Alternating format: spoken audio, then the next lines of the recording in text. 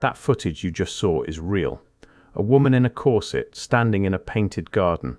She reaches behind an oversized cabbage. She pulls out a living baby. She sets it on the ground like produce. Then she does it again. That film is from 1900. It is the oldest surviving narrative film in existence. The woman playing the fairy is Yvonne Mugnier-Serand. The director is Alice Guy-Blaché. And nobody talks about why this particular story was the first one cinema ever told. February 1896. Paris. A 22-year-old secretary named Alice Guy walks down Boulevard Poissonnière. She is heading toward the cabarets of Montmartre. But she stops at a storefront she has never noticed before. The windows are lit. Inside, against the wall, are rows of glass and metal boxes. Inside those boxes are living human babies, premature infants, some small enough to fit in a man's palm. They are lying in machines modeled after chicken egg incubators, because that is exactly what they are. The inventor, a French engineer named Alexandre Lion, patented this device on October 28, 1889. He based it on poultry equipment, and he funded the entire operation by charging the public admission to come watch newborns fight for their lives. 50,000 visitors paid to see these babies in the first year alone. Alice Guy was one of them. Her granddaughter, Regine Blache-Bolton, confirmed this decades later. Alice walked into that storefront, saw infants displayed in glass boxes for paying strangers, and 3 months later created the first narrative film ever recorded. A fairy harvesting babies from a cabbage garden. The Art Nouveau poster advertising Lyon's exhibition makes the connection even more explicit. Designed by Adolfo Hohenstein, it shows a nurse cradling 3 infants. Behind her, vines sprout baby heads in place of flowers. Drawings of children growing like botanical specimens fill the background. This poster hung on the streets of Paris in 1896. Babies depicted as things that grow on plants, not born, grown. That visual language appeared on a Paris boulevard before the postcards, before the dolls, before any of it. Now here is where most people who have covered this topic start. The postcards.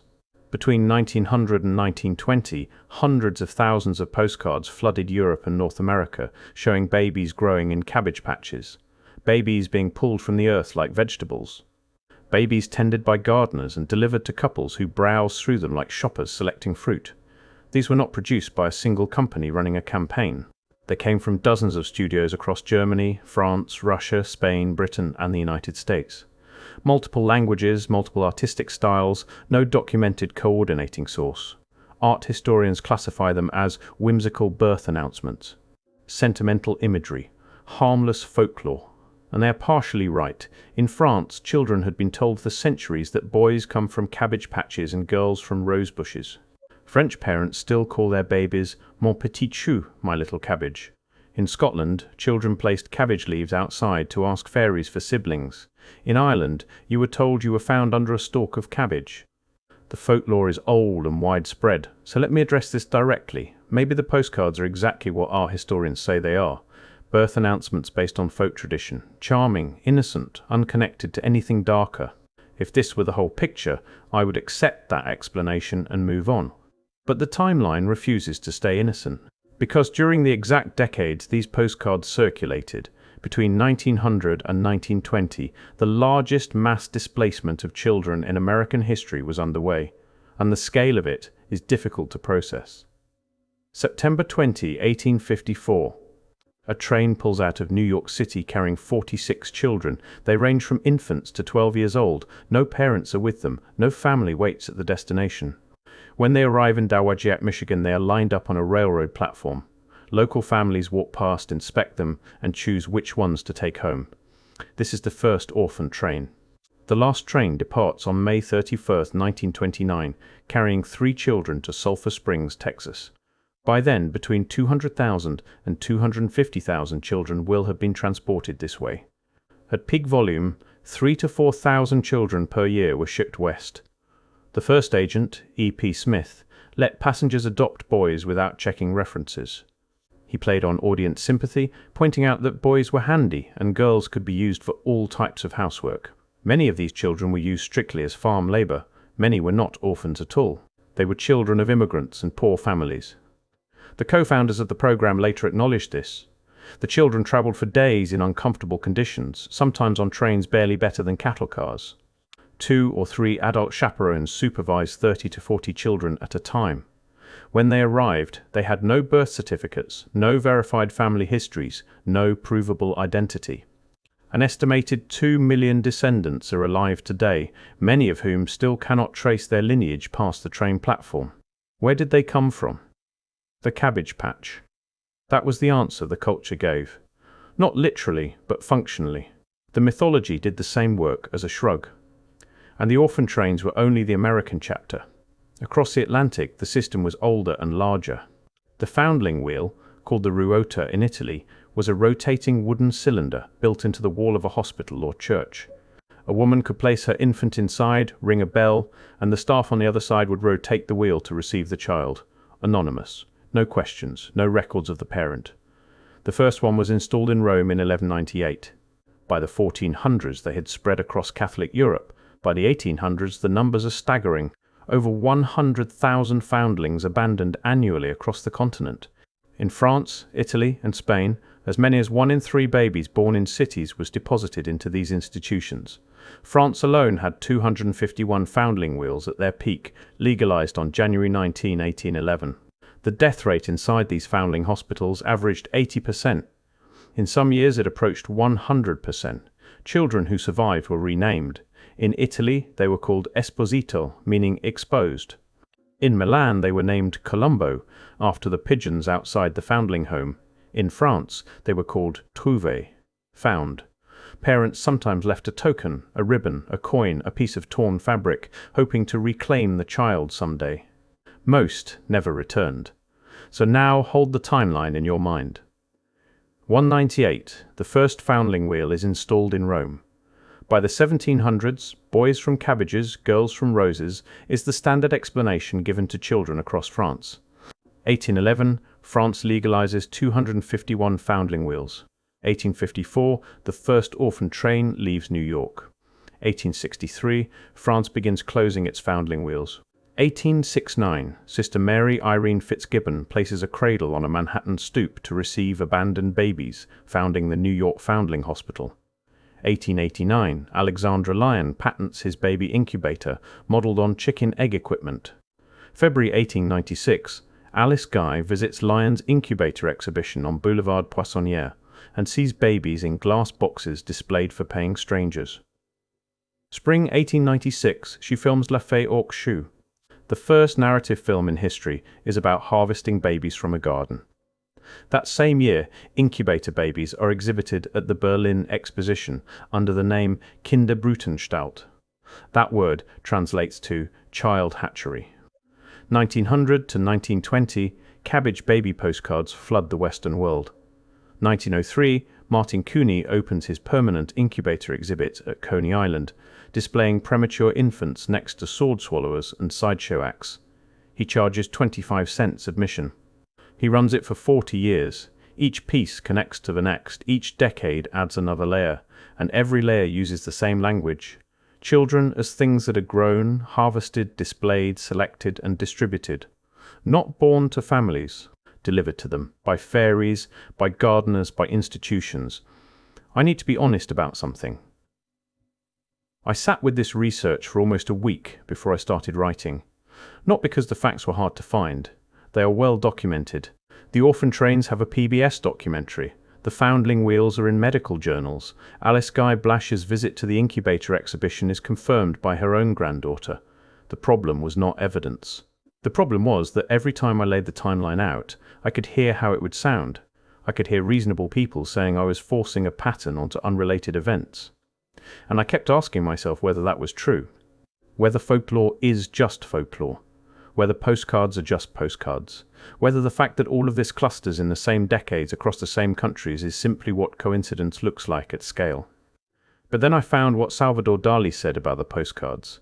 Dali collected them. So did André Breton. So did Paul Eluard, who called them a Lilliputian hallucination of the world. Dali called them the most lively document of popular modern thought, a thought so profound or so sharp that it eludes psychoanalysis. The surrealists did not collect them as whimsy. They collected them because they recognized something in the imagery that resisted easy explanation. A British art dealer named James Birch began collecting them in Aix-en-Provence. He later found a display case of them at the Pompidou Center, exhibited for their inspirational importance to the Dadaists and Surrealists. He published a book called Babylon, Surreal Babies in 2010. Even the art world knew these postcards carried something heavier than charm. And the postcards were not gentle. Some of them show babies being sold, some reference lotteries of children. Some depict gardeners tending rows of infants while couples browse and point. The imagery is commercial, transactional. It mirrors the mechanics of the Foundling system and the Orphan trains with disturbing precision. Babies appear from the earth. They have no parents, no origin story, no history. Someone selects them, someone takes them home. This is not what a birth announcement looks like. This is what displacement looks like when a culture has agreed to call it something else. The medical establishment during this era makes the picture darker. Martin Cooney, the man who ran baby incubator exhibits at Coney Island for 4 decades, likely never held a legitimate medical license. He fabricated his credentials because the real medical profession refused to help premature babies at all. A Chicago doctor produced a film advocating for letting them die, tagged "Kill Defectives, Save the Nation." The Boston Medical and Surgical Journal questioned in 1901 whether saving premature infants was even worthwhile. The eugenics movement called them weaklings who would pollute the gene pool. In this environment, the only way to save a premature baby was to display it in a glass box at an amusement park. Cooney saved over 6,500 lives this way. His nurse, Madame Recht, would slide a diamond ring up a baby's arm to the shoulder to show audiences how small the infants were. When Cooney died, his death certificate did not mention medicine. Neither did Alexandre Lyon's. Lion, the man whose invention inspired the first movie ever made, was described on his death certificate in 1934 as a wandering salesman. 80 years after the postcards faded from circulation, the story came back. In 1976, a 21-year-old Georgia art student named Xavier Roberts discovered dolls at a craft fair made by a Kentucky folk artist named Martha Nelson Thomas. Thomas had been making what she called doll babies since the early 1970s. Each one came with a birth certificate and adoption papers. Roberts purchased her dolls, then began making his own when Thomas cut him off. He renamed them Little People. A licensing agent named Roger Schleifer renamed them Cabbage Patch Kids in 1982 and created the origin mythology. The official story said Xavier Roberts was a 10-year-old boy who followed a bunny bee behind a waterfall into a magical cabbage patch where babies were being born. Roberts sold the dolls from Babyland General Hospital, a converted abandoned medical clinic in Georgia. He did not sell them, you adopted them. Each doll came with a unique birth certificate and adoption papers, no parents listed. Born in a cabbage patch. Martha Nelson Thomas, the woman who actually created the concept, sued Roberts. They settled out of court in 1985 for an undisclosed amount. Her name disappeared from the product. Sound familiar? Coleco Mass produced them in 1983. 3 million sold by the end of that year. 20 million in 1984. $2 billion in retail sales. Americans physically fought each other in stores to adopt these dolls. Dolls with no parents, born from cabbages, distributed through a converted hospital. The entire apparatus of the Foundling system compressed into a toy. And nobody noticed what the story was actually about because the story had been telling itself for 800 years. Every culture needs a narrative to explain what it cannot say plainly. You do not tell a child their sibling was deposited in a wooden box in a church wall by a mother who could not afford to feed them. You tell the child their sibling was found in the cabbage patch. You do not tell a community that 250,000 children were stripped of their identities and shipped across a continent. You send postcards of babies growing in gardens, tended by fairies delivered to loving homes. The fairy tale does the work of erasure. It always has. Alice Guy-Blaché saw babies in glass boxes on a Paris boulevard and turned the experience into the first story cinema ever told. That story was about a fairy pulling children from a garden. The original 1896 film is now lost. 90% of all films made before 1929 are gone. We preserved almost nothing from the birth of cinema. The one film that might tell us what the culture was processing when it chose this story, as its first, has vanished. The postcards are in museum archives. The Orphan train records are in genealogical databases. The Foundling wheel mechanisms still sit in the walls of old hospitals across Europe. The Cabbage Patch Kids are in attics and storage units across America, each one with its adoption certificate still tucked inside. And somewhere between folklore and documentation, between fairy tale and institutional record, there is a question no one has properly asked. What story does a civilization tell itself when it needs to explain where all the children came from? What mythology does it build when the truth is too large, too systemic, too uncomfortable for a direct answer? And when that mythology appears in the first film, the most popular postcards, and the best-selling toy of the 20th century, all using the same image: babies without parents, harvested from a garden.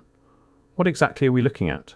A coincidence that spans 8 centuries and 6 continents, or the longest-running cover story in Western history?